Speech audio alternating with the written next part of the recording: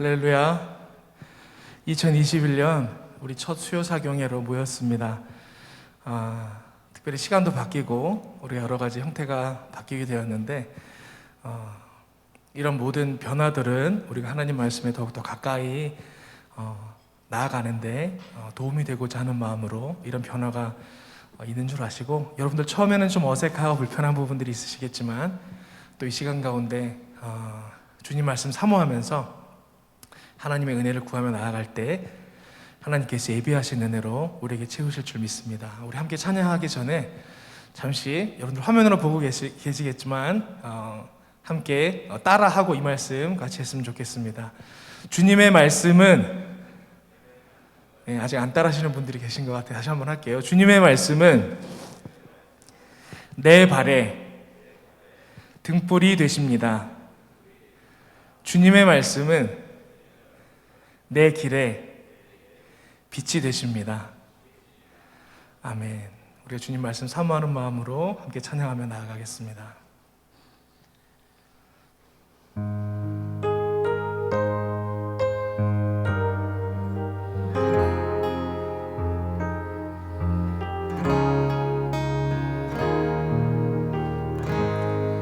귀하고 귀하다, 귀하고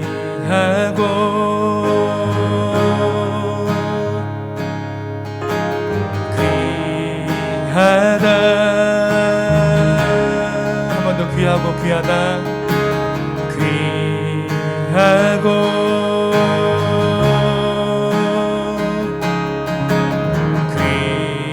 귀하다, 귀하고 귀하다, 귀하고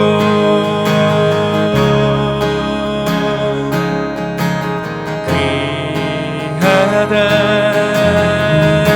한 번 더 고백합시다. 귀하고 귀하다, 귀하고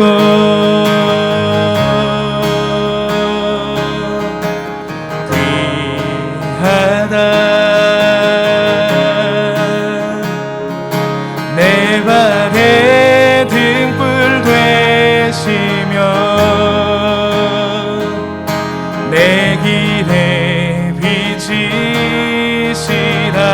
내 발에 등불 되시며 내 발에 등불 되시며 내 길에 빛이시라. 한 번 더 귀하고 귀하다, 귀하고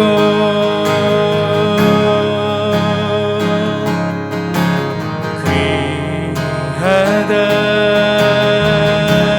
귀하고 귀합니다. 귀하고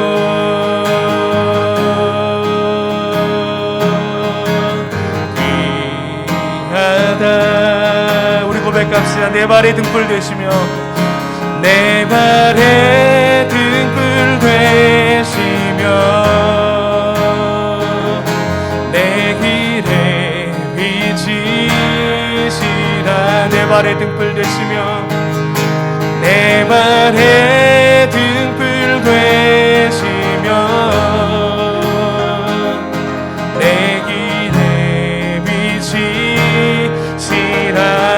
나의 사랑하는 채, 나의 사랑하는 채 비록 헤어졌으나 어머니의 무릎 위에 앉아서 재미있게 듣던 말 그때 일을 지금도 내가 잊지 않고 기억합니다. 옛날 용맹스럽던 다니엘의 경험과 유대 임금 다윗 왕의 역사와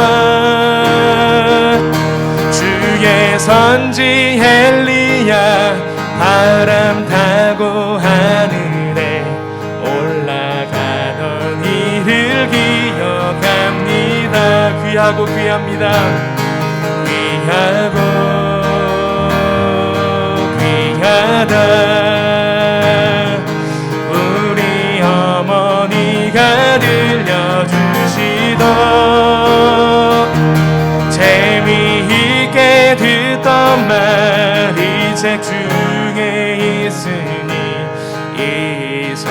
열심히 사랑합니다. 예수 세상 계실 때, 예수 세상 계실 때 많은 고난 당하고 십자가에 달려 죽임 당하니 어머니가 읽으며 눈물 많이 흘린 것 지금까지 내가 기억합니다. 귀하고 귀하다, 귀하고 귀하다. 우리 어머니가 들려주시던 재미있게 듣던 말 이 책 중에 있으니 이 성경 심히 사랑합니다. 귀하고 귀하다, 귀하고 귀하다. 우리 어머니가 들려주시던 한 번 더 귀하고 귀하다, 귀하고 귀하다. 우리 어머니가 들려주시던 재미있게 듣던 말 이 책 중에 있으니 이 성경 심히 사랑합니다. 그때 일은 지나고 나의 눈에 환하오 어머니의 말씀 기억하면서 나도 시시때때로 성경 말씀 읽으며 주의 뜻을 따라 살려 합니다. 한 번 더 고백합시다. 그때 일은 지나고 나의 눈에 환하오 어머니의 말씀 기억하면서 나도 시시때때로 성경 말씀 읽으며 주의 뜻을 따라 살려 합니다. 귀하고 귀하다, 귀하고 귀하다. 우리 어머니가 들려주시던 재미있게 듣던 말 이 책 중에 있으니 이 성경 심히 사랑합니다. 귀하고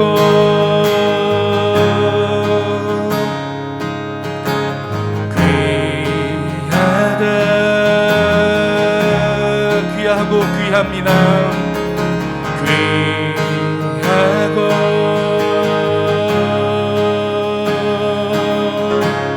귀하다. 한 번 더 귀하고 귀하다, 귀하고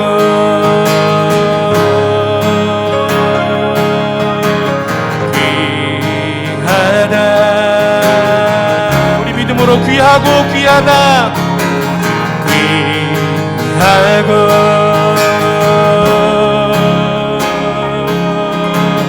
귀하다. 내 발에 등불 되시며 내 길에 빛이시라.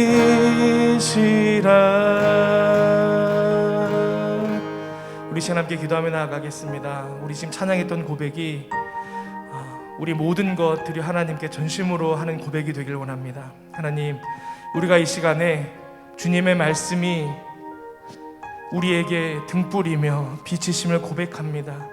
그러게 하나님 말씀 온전히 받아 먹기를 원합니다. 주님, 이 시간 임하셔서 우리에게 말씀하여 주시고 우리의 삶을 인도하신 그 등불이시며 빛이신 말씀으로 온전히 새로워지는 은혜의 시간 되게 하여 주시옵소서. 이 시간 함께 우리 각자의 앉은 자리에서 주님 한번 부르짖고 기도하며 나아가겠습니다. 주님, 하나님, 우리가 말씀을 사모하기에 하나님 주의 전에 나와왔습니다. 하나님, 이 시간에 하나님 말씀 앞에 우리가 엎드리오니 주님 임하셔서 말씀하여 주시옵소서. 우리 각 사람을 먹여 주시옵소서. 말씀으로 새로워지게 하여 주시옵소서. 주의 말씀이 우리 삶의 등불이요 빛이 되게 하여 주시옵소서. 살아계신 하나님 아버지, 하나님의 말씀이 귀하고 귀함을 고백합니다. 이 시간 하나님의 말씀을 듣고자 합니다. 하나님의 말씀을 배우고자 합니다. 부족한 종 바르게 잘 대언하게 해주시고, 또 하나님 말씀을 듣는 우리 모든 주의 자녀들 가운데 은혜 내려 주시옵소서. 이제 올해부터 수요 사경회가 새롭게 하나님 말씀을 더 깊이 배우는 시간으로 바뀌었는데, 하나님께서 함께 해주셔서 은혜의 시간 되게 하여 주시옵소서. 또 오늘 성경의 전체를 볼 수 있는 시간을 갖고자 합니다. 성경의 숲 바라보기라는 제목으로 말씀을 나눌 때 성령 하나님 함께 하여 주시고 부족한 종을 사용하여 주시옵소서. 주님께 의탁드리옵고 예수님의 이름으로 기도드립니다. 아멘. 할렐루야, 감사합니다. 네, 수요 사경에 오신 모든 분들 사랑하고 축복합니다. 오늘 말씀의 제목이 성경의 숲 바라보기입니다. 그래서 오늘은 구약 성경, 신약 성경을 전체를 한번 이렇게 보는 그러한 시간을 가지려고 해요. 우리가 이렇게 나무도 중요하지만 숲도 중요하지 않습니까? 우리 성도님들이 성경을 읽을 때 내가 지금 읽고 있는 이 본문이 이 성경이 읽고 있는 이 내용이 전체 성경에서 어느 쯤에 있는지를 알면 성경을 이해하는 데 참 많은 도움이 됩니다. 그래서 오늘은 성경 개관이죠. 구약 성경, 신약 성경을 전체로 한번 이렇게 숲 보듯이 이렇게 넓게 보려고 합니다. 시간이 많이 부족하기 때문에 빨리 진행할 것 같은데 또 잘 따라와 주시기 바랍니다. 먼저 구약 성경에 대해서 잠깐 크게 한번 설명을 드리겠습니다. 여러분 화면을 이제 봐주시면요, 에덴 동산이 있죠. 하나님께서 세상을 창조하십니다. 창조하실 때 에덴 동산을 창조하세요. 하나님께서 창조하신 목적은 우리에게 안식을 주시기 위해서입니다. 하나님이 세상을 아름답게 창조했습니다. 그러나 또 세상은 타락하게 되었죠. 이제 그것을 상징적으로 보여주는 것이, 인간이 죄 가운데 있다라는 걸 상징적으로 보여주는 것이 애굽, 이스라엘 백성들이 애굽에 있었던 것입니다. 애굽에 있던 이스라엘 백성들을 하나님께서 어떻게 하십니까? 출애굽, 애굽에서 나오게 하시죠. 이것이 이제 크게 성경의 두 번째 단락입니다. 애굽에서 나온 다음에 어디로 갑니까? 시내산으로 갑니다. 시내산에서 이스라엘 백성들이 애굽에 나와서 시내산에 도착해서 1년간 머물면서 여기서 이제 말씀을 듣게 되죠. 하나님 말씀을 배우고 듣게 됩니다. 그리고 이제 시내산에 나와서 어디로 갑니까? 광야로 갑니다. 광야에서 약 40년 동안 광야 생활을 하죠. 여기서 무엇을 합니까? 훈련을 받습니다. 어떤 훈련을 받습니까? 순종 훈련을 받죠. 순종하면 살 것이고 순종하지 않으면 하나님의 심판이 있는 것을 배우게 돼요. 그러고 나서 광야를 지나 가나안 땅에 들어갑니다. 가나안 땅에 정복을 하죠. 가나안 땅에 들어가서 안식을 누리게 됩니다. 안식. 처음에 이제 에덴 동산에서 하나님께서 안식을 허락해 주셨는데 이것을 잃어버렸죠. 그래서 하나님께서 이스라엘 백성을 선택하셔서 다시 하나님께서 안식을 주신다라는 것을 보여주는 그 과정이 구약에 나오는 모든 과정입니다. 여기서 이제 가나안 땅에 들어가면 사사 시대가 있습니다. 그리고 나서 이스라엘 백성들이 왕을 구하죠. 왕. 그래서 왕정 시대가 이루어집니다. 왕정 시대. 이 왕정 시대는 뭐 통일 왕정이 있죠. 이 통일 왕정 시대에 누가 있습니까? 초대 왕 사울, 그 다음에 다윗, 그 다음에 솔로몬이 이렇게 각 40년씩 통일 왕국 시대를 이룹니다. 그리고 이제 통일이 끝나고 솔로몬 이후에 르호보암이 아들이 이어받지만 갈등이 생기죠. 여기서 분열, 북이스라엘과 남유다로 나눠지게 됩니다.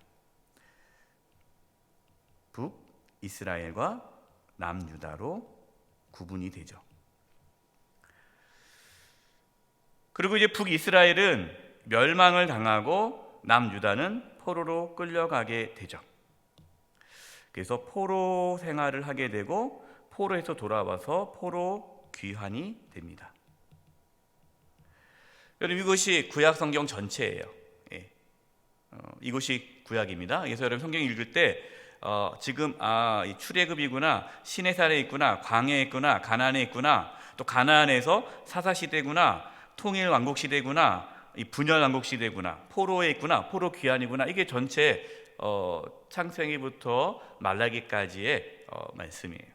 이제 좀 더 세분적으로 들어가 보도록 하겠습니다. 시대별로 구분한 성경이에요.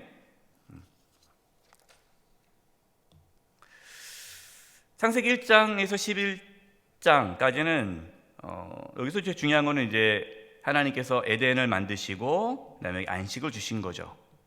근데 인류가 어떻게 했습니까? 타락을 했어요.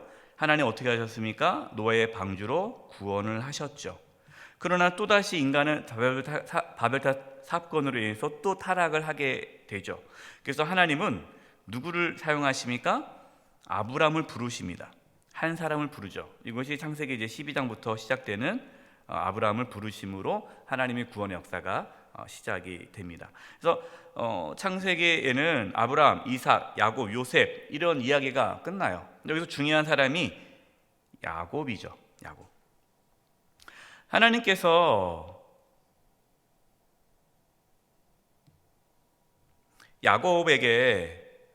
야곱을 누구라고 부르게 했습니까? 야곱을 이스라엘이라는 이름을 주셨어요. 여러분 이스라엘 백성이라는 건 야곱에서 시작된 겁니다. 근데 야곱이 결혼을 했는데 결혼을 네 명이랑 결혼합니다. 이제 처음에 이제 레아와 결혼을 하죠. 원치 않지만 레아와 결혼을 하게 됩니다. 이래서 난 아들이 르우벤, 그다음에 시므온, 레위, 유다 넷을 납니다. 그러니까 라헬이 이 자기가 이제 결혼했는데 아기가 없으니까 누구를 데리고 옵니까? 여종 빌하. 이 라헬의 여종이에요. 빌하를 통해서 야곱을 통해 자식을 낳게 해요. 그 위해서 빌하가 낳은 아들이 단, 그 다음에 납달리입니다. 그러니까 레아가 라헬이 비하를 통해서 애를 낳네. 그래서 레아가 또 자기 여종을 통해서 아기를 낳게 하죠. 이 여종이 실바예요. 레아의 여종 실바가 또 야곱을 통해서 아이를 낳습니다. 이것이 갓, 아셀이죠. 그러니까 라헬이 너무 속상한 거예요. 그래서 하나님께 이렇게 또 떼쓰죠. 이제 그러는 사이에 레아가 또 아이를 또 낳습니다. 이사갈. 여러분 제가 적어드리는 것은 아이 낳는 순서예요. 그 다음에 스불론. 그러니까 라헬이 얼마나 속상합니까? 그래서 하나님께 막 떼쓰다가 하나님께서 불쌍히 여겨서 자식을 줍니다. 그게 요셉이에요. 그리고 베냐민을 낳다가 라헬이 죽습니다. 그러니까 야곱의 이 12아들에서는 막내가 베냐민이죠. 그리고 그 다음 11번째가 요셉인 거예요. 그러니까 요셉과 베냐민은 같은 엄마에서 나온 거죠. 베냐민을 낳고 라헬이 죽습니다. 나중에 이제 요셉이 이제 애굽으로 총리가 되었을 때 거기서 아이를 낳죠. 그래서 아이를 낳는데 누구를 낳습니까? 므낫셋을 낳고 그다음에 에브라임을 낳습니다. 근데 나중에 이제 이 야곱의 모든 자손들이 애굽에 있을 때에 이 야곱이 이 요셉의 두 아들 므낫세하고 에브라임을 자기의 아들처럼 삼습니다. 그런데 안수를 할 때 에브라임을 먼저 장자로 세우죠. 원래는 므낫세가 장자인데, 그래서 에브라임을 앞세우고 므낫세를 그 다음으로 합니다. 나중에 이제 이스라엘 백성들이 12지파가 되는데 이 레위는 12지파에서 제외가 됩니다. 알다시피 하나님께 선택받은 지파이기 때문에 땅을 받지를 않아요. 그래서 레위 지파 이외에 나머지 12지파가 받게 되는데 레위가 빠졌기 때문에 이 므낫세 에브라임이 또 한 지파씩 해서 12지파가 되는 것입니다. 여러분, 이스라엘의 12지파가 어디서 나왔는지를 이제 아시게 될 거예요. 네. 이렇게 야곱이 그래서 12지파가 나왔다라는 것을 하시고요. 그 다음에 이제 애굽에서 약 400년 동안 노예 생활을 합니다. 하나님께서 모세를 통해서 구원하시죠. 출애굽을 합니다. 여러분, 출애굽 협상이 6개월 동안 해요. 그래서 10가지 재앙을 내리시죠. 예. 그 중에 가장 마지막 죽음이 장자의 죽음을 통해서 이스라엘 백성들이 애굽에서 나오게 됩니다.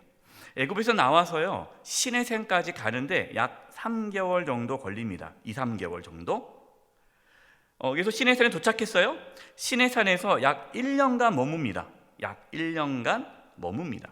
여러분, 여기서 머물 때 무엇을 받습니까? 율법을 받죠. 십계명과 율법을 받고요. 그 다음에 성막을 제작하죠. 그 다음에 이제 유월절을 지킵니다. 그리고 마지막으로 인구조사를 해요. 여러분, 이제 민수기가 왜 민수기인지 아세요? 예, 사람, 백성 민자의 수, 사람을 센다는 거예요. 백성을 세기 때문에 민수기예요. 그래서 민수기 10장 끝부분에 인구조사를 하는 겁니다. 예, 하나님께서 시켰어요. 인구조사. 약 60만 명. 20세 이상 전쟁에 나가 싸워서 싸울 수 있는 남성 수가 60만 명입니다. 시내산에 1년 머무면서 이스라엘 백성들이 하나님 말씀을 받고 성막을 짓고 훈련을 이제 거기서 말씀 훈련을 받는 거예요. 그리고 이제 민수기 11장부터 광야 생활이 시작됩니다. 38년 정도 돼요. 예. 여기서 이제 마지막에 도착했을 때 모압에 도착하는데 모압에 도착했을 때 또 인구 조사를 합니다.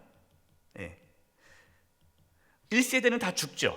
1세대는 다 죽고 그 다음에 이제 다음 2세대가 살아남아서 가나안 땅에 들어가기 직전에 인구 조사를 하는데 그것이 이제 똑같이 거의 60만 명이에요. 그래서 인구 조사를 2번 하는 거예요. 시내산에서 출발하기 전에 한번 인구 조사하고 가나안 땅에 들어가기 직전에 인구 조사를 하고, 그래서 민수기에 2번 인구 조사가 나왔기 때문에 민수기라는 말을 쓰게 된 겁니다. 신명기는 모세가 이제 이 모압 평지에서 이제 가나안 땅에 들어가기 전에 인구 조사하고 나서 이제 가나안 땅에 들어가기 전에 마지막으로 고별 설교하는 것이 신명기 말씀입니다. 그래서 너희들이 가나안 땅에 들어가면 하나님 말씀에 순종하며 살아야 된다라는 거죠. 그다음에 가나안 땅에 들어갑니다. 하나님께서 모세 다음에 여호수아를 통해서 가나안 땅을 정복하죠. 약 5년간에 걸쳐서 가나안 땅을 정복합니다. 그리고 가나안 땅을 분배하죠. 가나안 땅을 분배할 때 요단 동편에 원래는 이제 요단 서쪽이 가나안 땅입니다. 그런데 가나안 땅에 들어가기 전에 요단 동편 땅을 달라는 지파가 있어요. 그 지파가 루벤 지파고 갓 지파고 므낫세 반 지파. 그러니까 므낫세 지파가 있는데 므낫세 지파가 커요. 그 중에 반만 이 동편에 남아 있고 나머지 다른 지파들은 요단 서편에 들어가서 땅을 차지하게 되죠. 이 가나안 땅에 들어갔습니다. 가나안 땅에 들어가기 때문에 안식이 주어졌죠. 그러나 하나님 말씀에 순종하면 안식이 되겠지만 불순종하면 고통을 당한다는 것을 하나님께서 말씀하시는데 그 역사가 이제 사사시대 왕정시대입니다. 여러분 이제 사사시대 왕정시대 들어왔어요. 그러면 이제 이스라엘 백성들 가나안 땅에 사는 겁니다. 사사시대에 살았는데 350년 동안 암흑기를 보냅니다. 왜 암흑기를 보내느냐? 이스라엘 백성들이 죄를 지어요. 예. 죄를 짓습니다. 그럼 하나님께서 심판하십니다. 그러면 이스라엘 백성들이 뭐 해요? 회개를 해요. 그리고 구원해 줍니다. 구원해 주면 뭐 얻어요? 예, 평안, 안식을 얻게 되죠. 그러면 평안해지면 또 죄를 지어요. 그럼 하나님이 또 심판합니다. 또 회개합니다. 예, 그럼 하나님 누구를 보내세요? 사사를 보내시죠. 사사를 보내서 또 구원하세요. 이거를 총 몇 번 반복합니까? 7번 반복합니다. 그래서 여러분 사사기에 사사가 총 7번 사이클로 등장을 해요. 예, 왜 7번 나올까요? 예, 그것이 끊임없이 인간의 죄성을 보여주는 거예요. 이게 사사시대 때 룻이 나오죠. 여러분 알다시피 룻이라는 여인이 이방 여인이지만 보아스를 만나서 이제 결혼을 해서 이제 그 가문을 이어가는데, 알다시피 보아스 다음에 요벳, 오벳이 그 다음에 오벳이 이새를 낳고 이새가 다윗을 낳죠. 그래서 다윗의 선조가 됩니다. 룻 이방 여인이. 이 얘기가 사사시대에 있던 이야기예요. 그리고 사사시대를 지내면서 이스라엘 백성들이 뭐라고 생각하냐면, 우리가 이렇게 고통당하고 있는 것은 왕이 없기 때문이다. 다른 나라는 다 왕이 있는데 우리는 왕이 없다. 그래서 왕을 구합니다. 하나님께서 원치 않으셨어요. 그러나 왕을 떼써서 구합니다. 그래서 하나님께서 왕을 주시죠. 그 첫 번째 왕이 사울 왕입니다. 사울 왕이 40년 동안 정권을 받아요. 뭐 알다시피 사울 왕이 하나님께 범죄하면 하나님이 버리시죠. 그래서 다윗을 선택하는데, 다윗은 도피 생활을 약 10년 합니다. 여러분 성경 읽을 때 이제 사무엘상부터 왕이 시작되는데, 사무엘상 9장부터 그 다음에 역대기상 1장에서 10장까지도 또 이야기가 나옵니다. 여러분 성경을 보면은 사무엘 상하, 열왕기 상하가 역대기 상하와 내용이 똑같습니다. 그래서 여러분 성경 읽을 때 같이 읽으면 좋아요. 그래서 사무엘 상하랑 역대기 상이랑 연대가 똑같이 다루는 사건이 똑같기 때문에 같이 읽으시면 좋습니다. 물론 약간 해석이 좀 다르겠지만. 그다음에 다윗이 정권 40년을 잡죠. 그리고 이제 솔로몬이 정권 40년을 잡습니다. 솔로몬이 이제 잠언, 전도서, 아가서고요. 욥기에는 언제 기록된지는 몰라요. 그래도 지혜서이기 때문에 이때 같이 읽으면 좋을 것 같습니다. 시편은 여러분 보다시피 요 시편 34, 52, 54, 56, 57, 59, 142편은 다윗이 도망 다닐 때 썼던 시예요. 그리고 이제 요 시는 다윗이 정권 때 썼던 시이고, 그 외에 시편들이 또 있죠. 그다음에 분열 왕국 시대입니다. 왜 분열 왕국이 시작되었느냐? 여러분 잠깐 보면 이 솔로몬 시대 때 마지막에 솔로몬 노년 때 우상 숭배를 합니다. 그래서 솔로몬이 타락을 하게 되죠. 그 결과 이제 북이스라엘과 남유다로 갈라지게 됩니다. 북이스라엘은 여로보암이고 남유다는 르호보암이에요. 르호보암이 솔로몬의 아들이죠. 예. 이것이 이제 열왕기 상, 열왕기 하, 역대하 이렇게 이어집니다.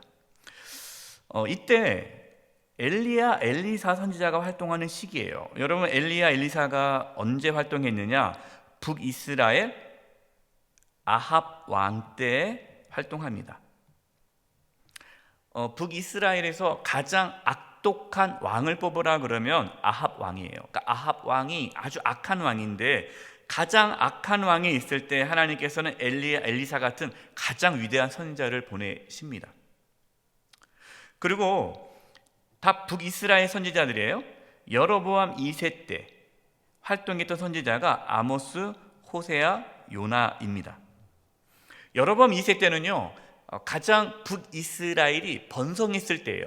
가장 부유했을 때예요. 그러나 또 여로보암 2세 때도 악을 많이 행한 때였기 때문에 하나님께서 또 아모스, 호세아 선지자를 통해서 이스라엘을 책망하죠. 여러분도 알다시피 아모스 선지자가 무엇을 외칩니까? 이스라엘 땅에 정의가 없음을 외치죠. 정의. 호세아는 뭘 외칩니까? 너희들이 하나님께 돌아와라. 하나님은 너희를 끝까지 포기하지 않는다라는 말씀을 전하십니다. 호세아 선지자가 북이스라엘의 마지막 선지자예요. 그러나 이 북이스라엘은 외면을 하죠. 요나는 무엇을 선포합니까? 니느웨, 아수르 수도죠. 아수르 수도 니느웨가 회개하기를 선포하는 선지자입니다. 그럼 이렇게 하나님께 선지자를 보냈지만 북이스라엘은 순종하지 않죠. 그래서 결국에는 아수르에 의해서 멸망합니다. 이것이 BC 722년이에요. 이때 북이스라엘이 멸망할 때쯤에 활동했던 남유다입니다. 남유다 선지자가 이사야, 미가 선지자예요. 그러니까 여러분께서 아모스, 호세아, 요나를 읽을 때, 또 이사야, 미가 그 예언서를 읽을 때 요 열왕기하, 상하, 역대상하 이 배경과 함께 읽으시면 좋겠죠. 이 배경에서 활동했던 선지자들을 읽으시면 여러분들이 그 예언서의 말씀들을, 선지자의 말씀들을 이해하기 쉬울 것입니다. 미가 선지자가 외친 것도 사회 약자, 사회 약자에 대한 보호하는 부분에 대해서 말씀을 전했습니다. 예를 들어서 이제 참고로 이사야는 66장으로 기록되어져 있어요. 여러분이 이사야 66장으로 기록되어 있는데 이사야 66장은 성경 66권을 대변하는 책처럼 보입니다. 그래서 이사야 선지자는 오랫동안 사역을 하면서 하나님 말씀을 전했고요. 안타깝게도 이사야 선지자는 유다 왕 므낫셋 왕에 의해서 순교를 하죠. 살해당하죠. 톱에 켜서 죽임을 당한다고 합니다. 그 다음에 이제 남유다가 쇠락을 합니다. 북이스라엘 멸망하고 남유다가 쇠락할 때 그때 하나님께서 보내주신 선지자가 스바냐, 하박국, 나훔, 요엘. 사실 요엘은 정확하게 시기가 언제인지는 몰라요. 스바냐 선지자가 요시야, 이 요시야 왕 때 요시야 왕이 남유다 요시야 왕이 종교 개혁을 합니다. 그때 영향을 줬던 선지자가 스바냐 선지자예요. 유다의 심판과 회개를 간구하고 하나님의 구원을 선포하죠. 하박국은요, 당시에 유다 땅에 정의가 없는 거예요. 악인이 아주 막 번성하는 거예요. 그러면서 하박국이 어떻게 이룰 수가 있습니까? 그랬더니 하나님께서 하박국 선지자를 통해서 악인은 결국 망할 것이고 의인은 믿음으로 살 것이다 라고 말씀해 주시죠. 이 나훔은 누구를 심판을 얘기합니까? 나훔은 아수르, 니느웨가 아수르의 수도예요. 아수르가 멸망할 것을 선포한 선지자가 나훔 선지자입니다. 결국에는 이 아수르가 이제 바벨론에 의해서 멸망을 당하게 되죠. 네, 남유다가 멸망을 합니다. 남유다가 바벨론에 의해서 포로로 끌려가게 되는데 이때 활동했던 선지자가 예레미야, 그리고 예레미야 선지자가 썼고 예레미야 애가는 예레미야 선지자가 썼죠. 그래서 예레미야가 활동을 합니다. 그 다음에 이제 오바댜가 활동을 합니다. 이제 오바댜는 누구에 대한 심판을 얘기하냐면은 에돔에 대한 심판을 하는 선지자예요. 그러니까 유다 백성들이 바벨론에 의해서 포로로 끌려가지 않습니까? 1차, 2차, 3차로 포로로 끌려갈 때 주변 나라인 에돔이 기뻐합니다. 그러면서 즐거워하고 유다의 괴로움을 자신의 이익으로 삼죠. 그래서 하나님께서 오바댜 선지자를 통해서 에돔을 하나님께서 심판할 것을 말씀하십니다. 여러분들께서 여기서 잠깐 또 보면요, 포로로 끌려가는데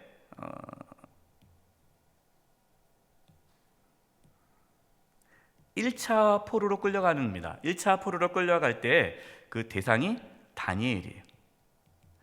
다니엘이 포로 1차 때 끌려가게 되죠. 그다음에 2차 때 포로로 끌려갔던 사람들이 유다의 이제 마지막 왕들이 나오죠.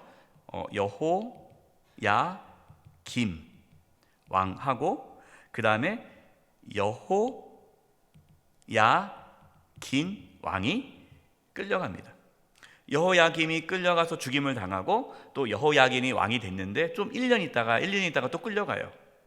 그리고 이때 대표적으로 끌려갔던 사람이 누구냐면 에스겔입니다. 에스겔. 우리가 알고 있는 에스겔 선지자 있죠? 이때 끌려가요. 그때 나이가 25살이에요. 그러면서 이때 유다 지도층 대부분이 끌려갑니다. 그리고 3차 때 끌려가는 사람이 유다의 마지막 왕 시드기야 왕이 눈이 뽑혀가지고 끌려가죠. 그리고 이때 솔로몬 성전이 완전히 무너지게 됩니다. 이것이 이제 BC 586년이 되는 거예요. 그래서 한꺼번에 다 포로로 끌려간 것이 아니라 1차, 2차, 3차에 걸쳐서 포로로 끌려가게 됩니다. 그럼 돌아오는 것도요 1차, 2차, 3차에 따라서 돌아오게 또 되죠.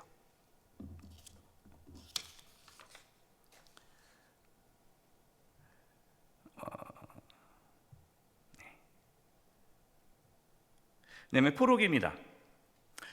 바벨론 포로 생활을 이제 70년을 하는데 그때 활동했던 예언서가 다니엘, 에스겔. 그래서 여러분 다니엘하고 에스겔을 읽으면은 그것이 포로 때 썼던 건데 이 다니엘, 에스겔에는 예언에 대한 말씀들이 많이 나옵니다. 특별히 에스겔 같은 경우는 여러분이 보면 요한계시록에 나와 있는 그 내용들이 많이 나오죠. 그다음에 이스라엘 백성들이 바벨론이 이제 망하고 페르시아, 바사 제국이 등장합니다. 그래서 바사 페르시아는 이스라엘이 본국으로 돌아가도록 허락을 해주죠. 그래서 돌아가서 성전 재건을 합니다. 이것이 1차 포로 귀환이에요. 이때 나왔던 기록한 내용들이 이제 에스라 1장부터 6장 내용이고 학개, 스가랴, 에스더입니다. 에스더가 이때 포로 때 여왕이었죠. 학개, 스가랴는 성전을 짓는 데 활동했던 선지자들입니다. 뒤에 또 자세하게 나오니까 잠깐 보도록 하겠습니다. 2차 포로 귀환은 에스라 7장에 10장 내용이고요. 1차 포로 귀환 후 약 80년 후에 2차 포로가 있습니다. 80년 후에. 그리고 2차 포로 귀환 14년 후에 3차 포로 귀환이 있습니다. 이때 이제 했던 선지자들이 느헤미야, 말라기 선지자죠. 느헤미야, 말라기입니다. 이건 뒤에서 자세하게 또 설명드리겠습니다.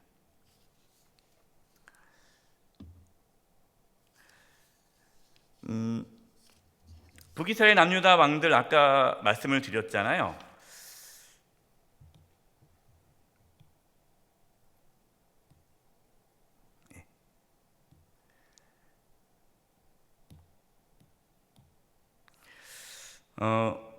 북이스라엘은 에브라임이 지파가 메인 지파고요. 에브라임 포함해서 총 10지파가 북이스라엘입니다. 그리고 남유다는요, 유다하고 베냐민 두 지파가 남유다예요. 이제 솔로몬 그 아들 르호보암, 솔로몬의 아들이 이제 르호보암은 남유다에서 이어지게 되고요. 이제 여로보암을 이제 해서 이제 북이스라엘에 들어갑니다. 근데 이제 북이스라엘은요, 총 왕조가 9왕조예요. 이게 무슨 말이냐면 이 남유다는 다윗 왕조가 계속 이어집니다. 왕조가 바뀌질 않아요. 그런데 북이스라엘은 9번의 왕조가 바뀝니다. 그러면서 19명의 왕이 등장하죠. 계속 죽이고 또 죽이고 또 죽이고 계속해서 이 북이스라엘은 하나님의 심판이 있기 때문에 끊임없이 그 왕들이 하나님의 심판으로 죽임을 당합니다. 그래서 왕조가 계속 바뀌어요. 여러분 여기 보면요, 선지자를 보면 이 엘리사 잘 안 보이죠? 글씨가 보이나요? 네. 이 엘리야, 엘리사가 이 아합 이후에 가장 악한 왕 때 활동했던 선지자들이라고 말씀을 드렸죠. 그래서 엘리야, 엘리사. 그 다음에 이제 요나는 이제 니느웨에 대한 심판이고, 아모스, 호세아, 이게 마지막 이제 북이스라엘 선지자예요. 그러니까 이 마지막 분, 하나님께서 이 아수르에 멸망당하지 않도록 하기 위해 선지자들을 그렇게 보내는데 북이스라엘은 듣지 않는 거죠. 그래서 여러분들이 이 아모스, 호세아 읽을 때 같이 읽으면 좋겠고요. 이 북이스라엘과 남유다가 좋은 관계를 맺을 때가 있었고 또 나쁜 관계를 맺을 때가 있었습니다. 참고로 이 좋은 관계를 맺으면 하나님께서 기뻐하지 않으셨어요. 왜냐하면 북이스라엘은 악한 길을 떠났기 때문에 남유다가 북이스라엘과 좋은 관계를 맺는 것을 원치 않으셨습니다. 그러나 이제 남유다 왕 중에는 북이스라엘과 좋은 관계를 맺은 왕들이 있었죠. 그래서 그런 왕들이 대부분 악한 왕들이었습니다. 남유다 선지자를 보면요, 요엘이 있는데 사실은 요엘은 언제 활동했는지 정확히 나오질 않아요. 잘 모릅니다. 잘 보십시오. 선지자들이 북이스라엘 멸망하기 전까지 하나님께서 북이스라엘 선지자들을 많이 보내십니다. 그리고 나서 북이스라엘이 멸망당하고 나서는 남유대 쪽으로 많이 보내죠. 이렇게 보면은 그러니까 거의 이렇게 남유다가 또 후반에 선지자들을 많이 보내십니다. 우리가 남유다에서 볼 왕 중에 히스기야, 그다음에 요시야 왕이 하나님께 아주 기뻐했던 왕인데, 히스기야가 유월절을 처음 지킵니다. 그동안 이스라엘이 유월절을 지키지를 않아요. 그래서 유월절을 지키고 그 다음에 요시야가 유월절을 지킵니다. 이렇게 해서 유월절을 지키던 왕은 두 왕이에요. 히스기야, 요시야. 이 요시야 왕이 아주 훌륭한 왕이고요.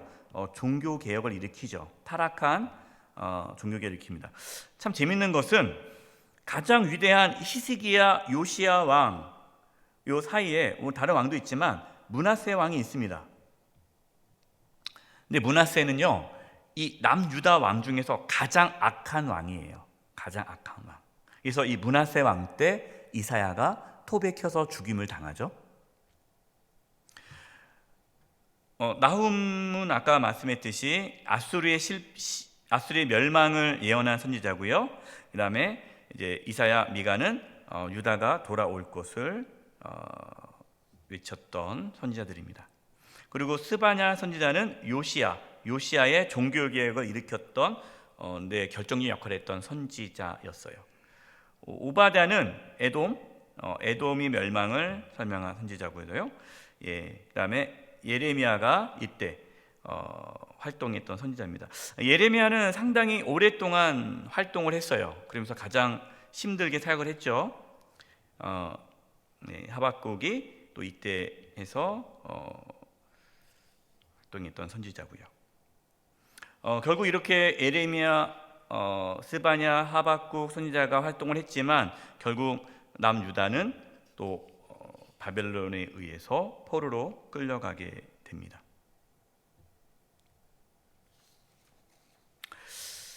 예루살렘 바벨론에 끌려간 다음에 그 다음에 좀 볼게요. 예루살렘 성이 이제 무너지고 이스라엘 백성들이 이제 포로 생활하다가 1차 포로 귀환을 합니다. 이때 지도자가 스룹바벨이에요. 스룹바벨이 유다 총독으로 돌아오게 되죠. 그래서 성전을 회복합니다. 성전 기초 공사를 해서 50년 만에 성전 공사를 시작을 합니다.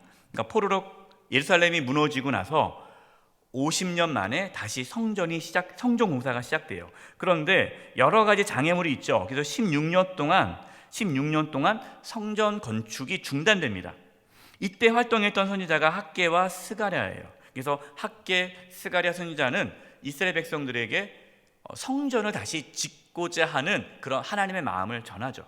그래서 학개, 스가랴를 통해서 다시 이스라엘 백성들이 용기를 내고 중단되었던 성전을 건축합니다. 재개를 하죠. 그래서 70년 만에 성전 회복합니다. 여러분, 이스라엘 백성들이 70년 만에 포로 생활했다라고 말을 하잖아요. 그 기준, 70년이라는 기준은요, 성전을 뜻해요. 그러니까 성전이 무너졌을 때 하고 성전이 다시 세워졌을 때 그 기간이 70년이에요. 70년. 성전이 봉헌됩니다. 58년의 시간이 지나요. 여러분, 이때 활동했던 사람이 에스더 왕비가 활동을 하죠. 근데 이 58년 동안 성전을 지었는데 나아지는 게 없는 거예요. 그래서 이스라엘 백성들이 낙심해집니다. 성전 짓고 나면 뭔가 하나님의 큰 축복이 있을 줄 알았는데 여전히 삶이 힘들어요. 그러면서 점점 이스라엘 공동체가, 예루살렘 중심에 있는 이스라엘 공동체가 약화됩니다. 그래서 그때 이 공동체를 회복하기 위해서 2차 포로 귀환을 합니다. 이때 지도자가 누굽니까? 에스라.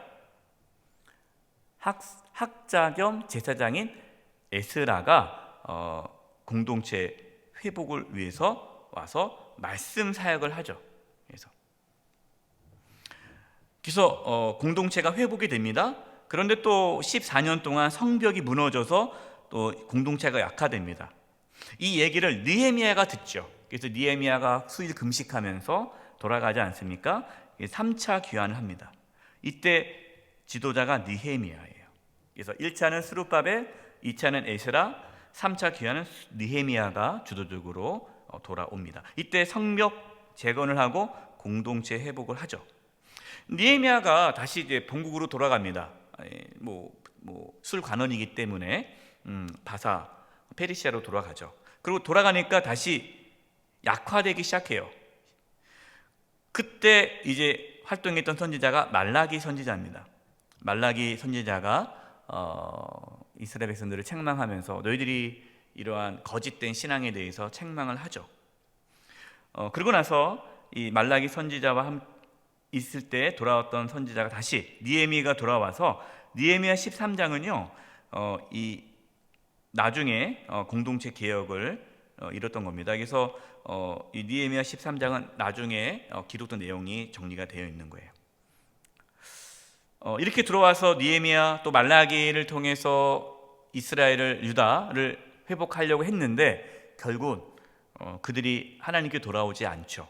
그래서 하나님께서 400년 동안 침묵을 하십니다. 그리고 하나님이 마지막 선지자를 보내는데 그 마지막 선지자가 세례 요한이에요. 여러분, 이렇게 해서 구약이 마무리가 됩니다. 정신없이 구약에 대해서 말씀을 나누는데 어떻게 구약이 좀 한눈에 좀 보이시나요? 네. 그럼 이제 신약으로 넘어가도록 하겠습니다.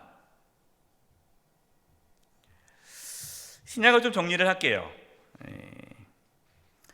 신약에서는 예수님의 탄생이 시작되죠. 예수님께서 이 땅에 오셨습니다. 이게 중요하죠. 하나님이 이 인간의 세상에 오신 거예요. 왜?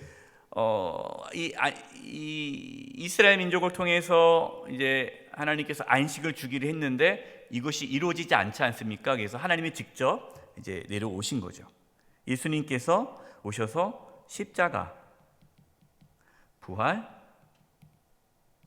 승천,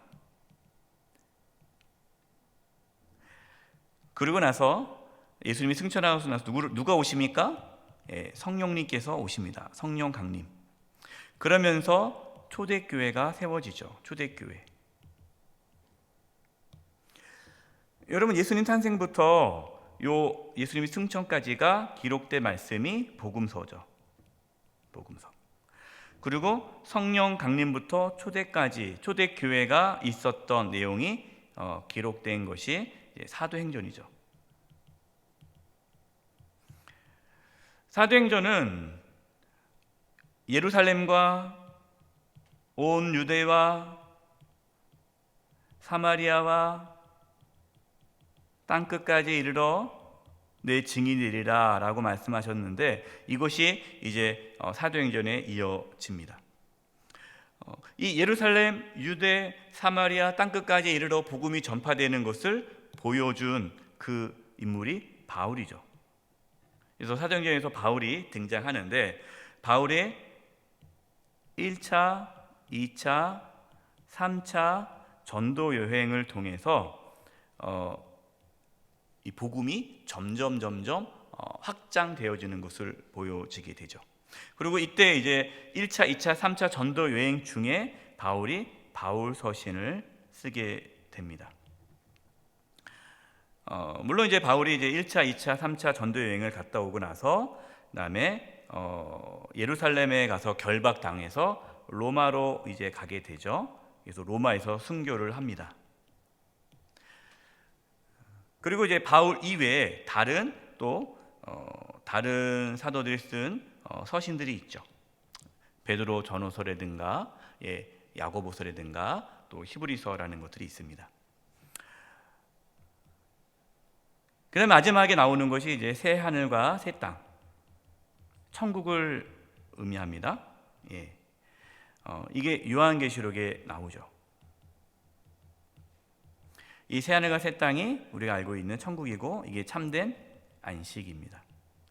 우리가 창세기 처음에 구약을 처음 얘기했을 때 에덴 동산 안식에 대해서 얘기를 했고요. 하나님께서 안식을 우리에게 주셨고 그 안식을 완성하는 데가 요한계시록 이제 새 하늘과 새 땅에서 안식이 완성이 됩니다. 이것이 이제 신약 전체 부분이에요. 이제 한번 하나하나 더 들어가 보겠습니다. 예수님께서 이 땅에 오신 이유는 하나님이 우리와 함께하기 위해서 오신 거죠.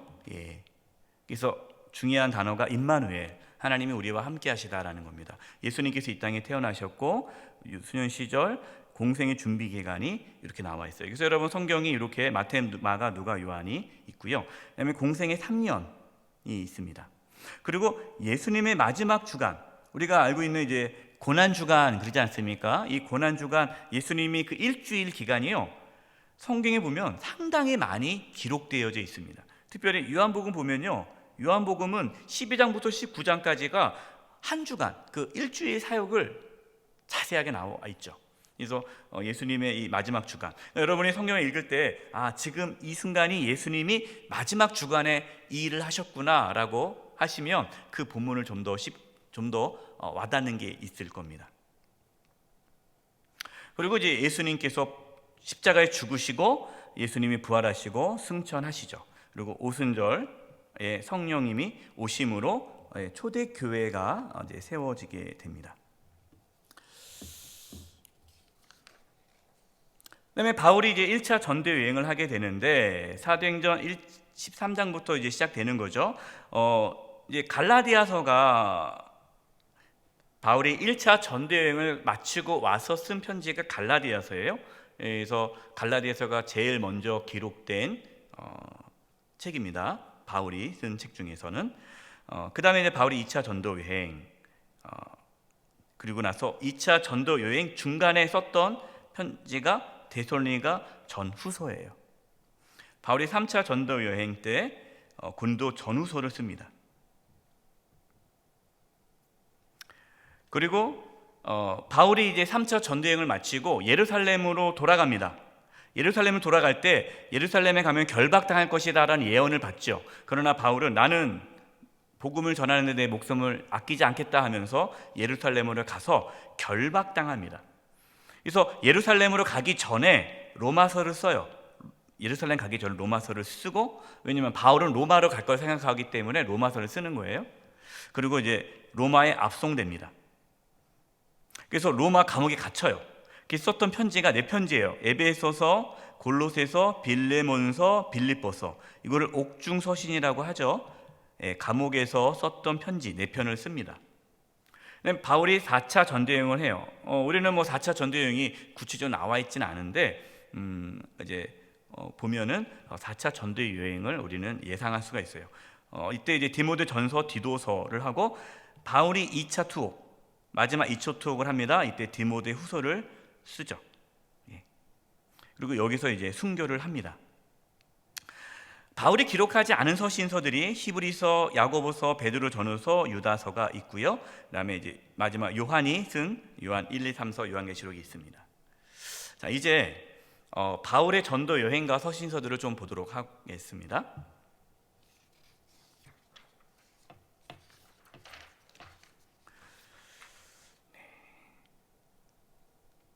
뭐 너무 빨리빨리 진행하는 감도 있지만 뭐 숲을 보는 거니까 여러분 뭐 자세히 몰라도 돼요. 그냥 전체적으로 이런 게 있구나라고 큰 숲만 보시면 돼요. 나무를 보지 않는 겁니다.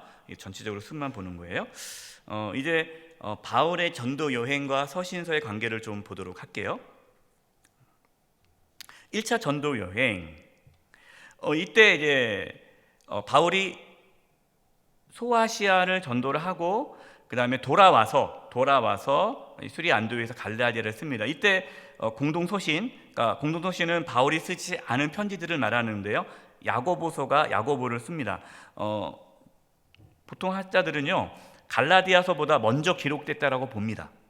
여기 야고보서는 누구냐면 예수님의 동생 야고보를 뜻해요. 야고보서가 먼저 쓰여집니다. 1차 전도 여행을 여러분이 한번 볼 텐데요. 지도를 좀 볼게요.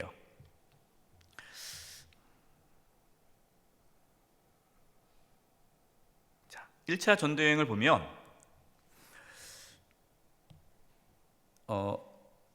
여기가 안디옥이에요. 수리아 안디옥. 이게 안디옥이 또 있습니다. 여기 보면 안디옥이 두 개가 있어요. 그래서 여기 있는 오른쪽에 있는 것을 수리아 안디옥이라 하고요. 요 왼쪽에 가운데 있는 것을 비시디아 안디옥이라고 합니다. 이거 구분하기 위해서요. 수리아 안디옥, 비시디아 안디옥.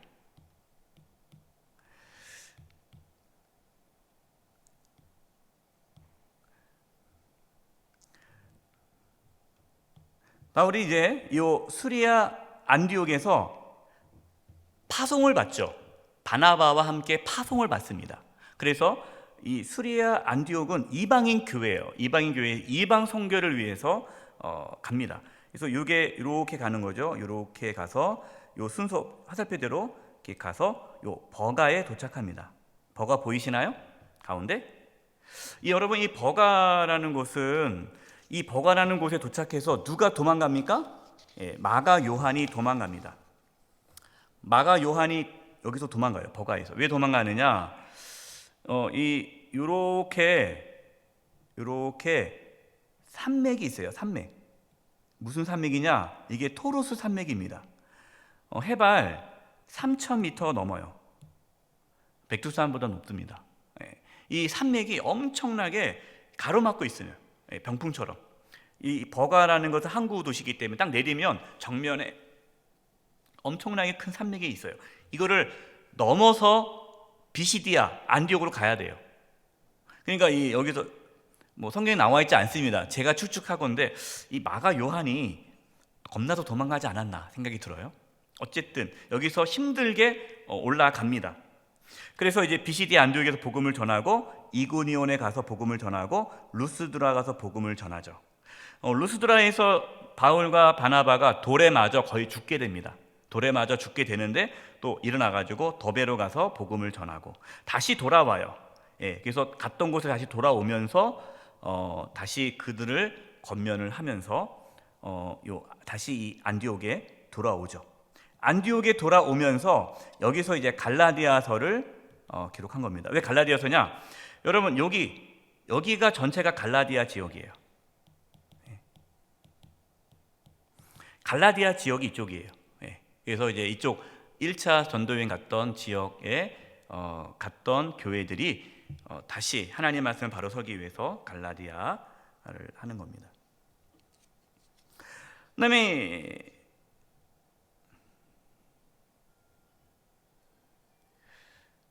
바울이 이제 갈라디아서를 쓰고 수리아 안디옥에서 갈라디아서를 쓰고 예루살렘 공의회에 참석을 합니다. 예루살렘 회의에 참석을 해요. 왜 예루살렘 회의에 참석하는 이유는 뭐냐면 이방인들에게 율법을 지켜야 될 것이 말 것이냐에 대한 논쟁이 있습니다. 그래서 이 예루살렘 공의회에서 결론은 이방인 중에서 예수님 믿는 자들을 괴롭게 하지 말자라고 얘기를 합니다. 이때 이 수장이 야고보예요. 야고보가 예수님의 동생입니다. 그래서 우상의 더러운 것, 그 다음에 음행, 목매어 죽인 것, 피를 멀리하는 것만 얘기하고 나머지는 율법을 지키게 하지 말자라고 하죠. 그리고 2차 전도 여행을 가게 되는데요. 지도를 보고 설명을 할게요. 그게 낫겠네요.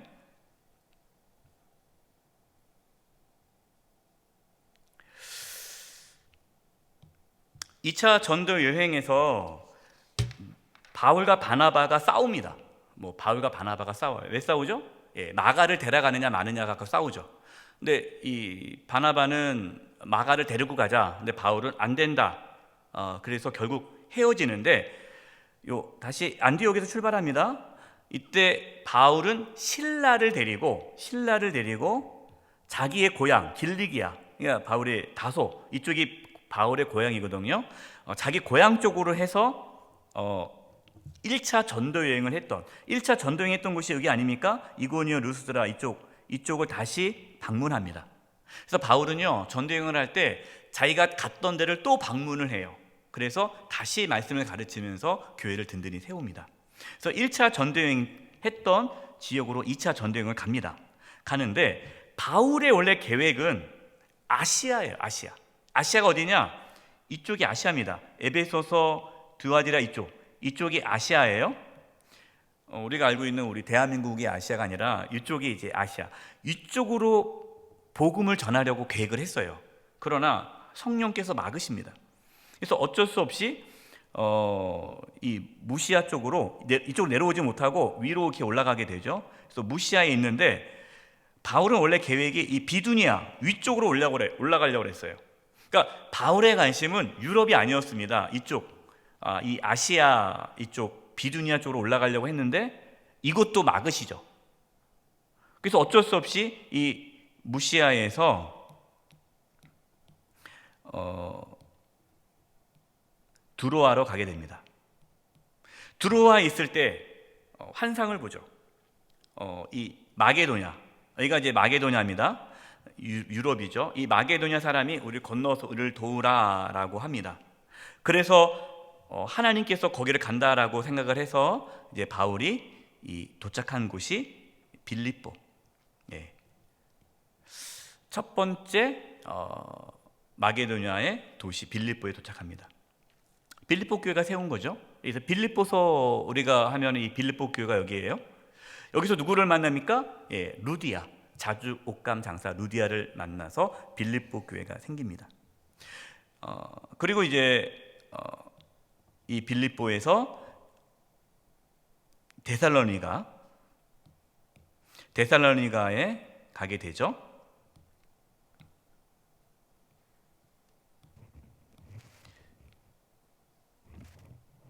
데살로니가에서 복음을 전합니다.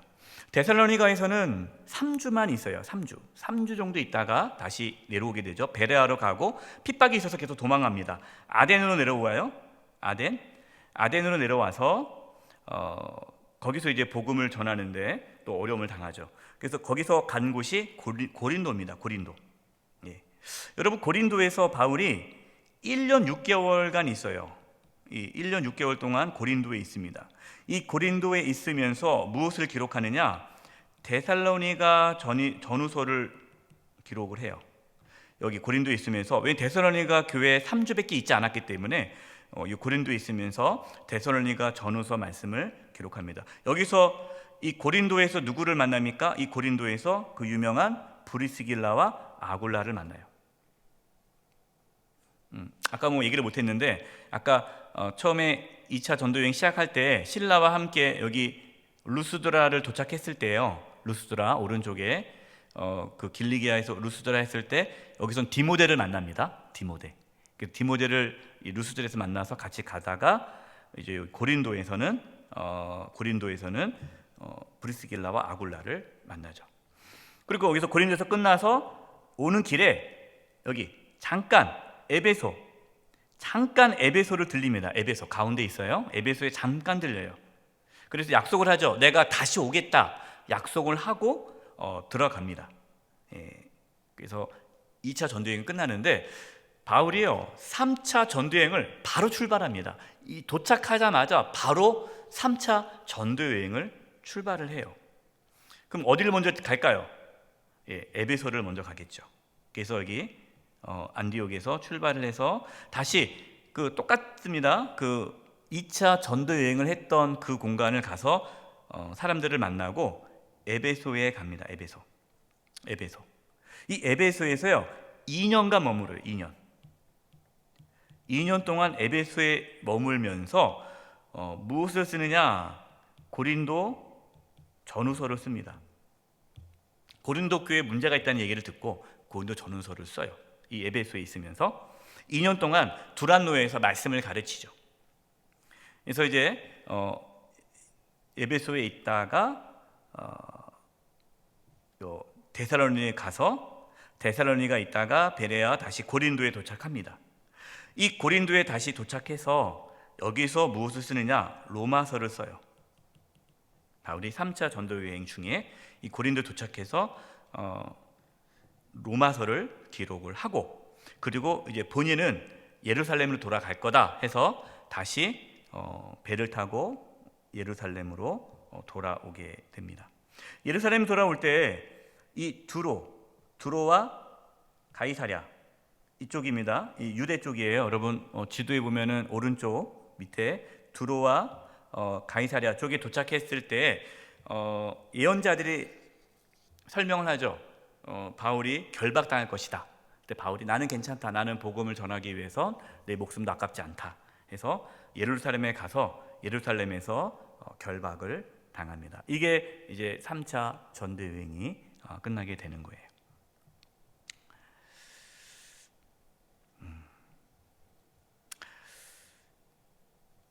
예루살렘 결박돼서요. 예루살렘 좁혀둔 다음에 가이사랴 감옥에 2년간 머물게 됩니다. 이 가이사랴 감옥에 2년간 머물면서 여러분 사도행전을 보면은 이제 뭐 아그리파 왕이라든가 또 총독들을 계속 만나지 않습니까? 그때 이제 재판을 계속 하죠. 이것이 이제 감옥에 있으면서 재판하는 거고요. 그 다음에 로마로 이제 후송되죠. 그래서 2년 정도 가택 연금을 하게 됩니다. 이때 에베소서, 골로새서, 빌레몬서, 빌립보서를 쓰게 되는 거예요. 공동서신은 히브리서가 이때 기록되어집니다. 바울의 1차 감옥. 그다음에 이제 바울이 2년 정도 석방됩니다. 2년 정도 석방되는데 그때 디모데, 디도와 함께 동행하면서 사역을 하죠. 디모데 전서를 기록하고 디도서를 기록합니다. 그리고 다시 감옥에 갇혀요. 이때가 네로 황제가 박해가 합니다. 이때가 기독교에 가장 많은 그 박해가 시작이 돼요. 네로 황제.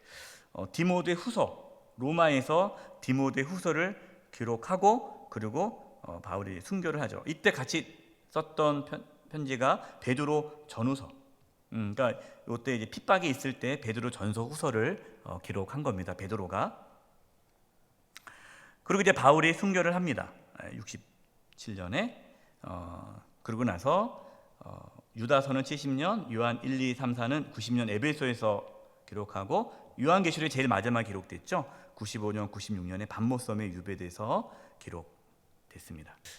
지금까지 이렇게 구약하고 신약을 숲을 보게 되었습니다. 우리 성도님들께서 성경을 읽으실 때 성경이 잘 안 읽혀지잖아요. 그럼 읽다 보면은 지금 내가 읽고 있는 이 본문이 전체 성경의 어느 부분인지 모르면은 헤맵니다. 우리가 길을 갈 때도 전체 그래도 이 큰 그림을 알면은 길 찾아가기 쉽듯이 여러분 성경을 읽을 때 이렇게 크게 한번 이렇게 보시면 좋을 것 같아요. 이렇게 구약과 신약을 한번 큰 숲을 이렇게 보게 되었는데 이제 여러분들이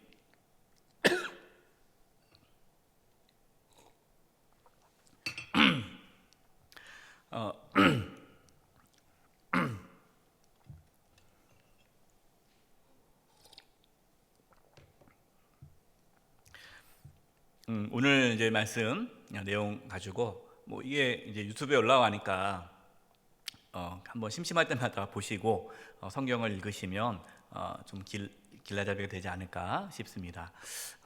아무쪼록 우리 성도님들 하나님 말씀 가까이 하시고 늘 하나님 말씀을 또 배우시는 우리 성도님 되시기를 간절히 바랍니다. 기도하고 마치겠습니다. 하나님 아버지, 오늘 구약과 신약 성경 전체 숲을 보았습니다. 우리 성도님들 이제 하나님 말씀을 가까이 대할 때에 하나님 말씀을 쉽게 이해할 수 있게 해주시고 또 하나님 말씀을 더 열심히 배우고 가까이 할 수 있도록 도와주시옵소서. 저희들에게 영원한 생명을 주시기 위해 창조로부터 지금까지 인도하신 하나님 아버지, 하나님의 그 큰 은혜를 저희들이 말씀을 통해 깨닫게 해주시고 새하늘과 새 땅, 천국을 소망하며 바라보며 믿음의 길을 잘 걸어갈 수 있도록 도와주시옵소서. 지금은 우리 주 예수 그리스도의 은혜와 하나님 아버지의 그 크신 사랑하심과 성령님의 교통하심과 충만하심이 하나님의 말씀을 가까이 하며 하나님 말씀을 통하여 하나님의 뜻을 깨달아 하나님 기뻐하는 사람으로 살아가기를 간절히 다짐하고 나아가는 우리 사랑하는 성도님들 한 영혼 한 영혼 위에 그 가정과 직장과 학교와 삶의 터전 위에 영세교회와 이 나라의 민족 위에 이제부터 영원토록 함께하옵시기를 간절히 축원하옵나이다. 아멘.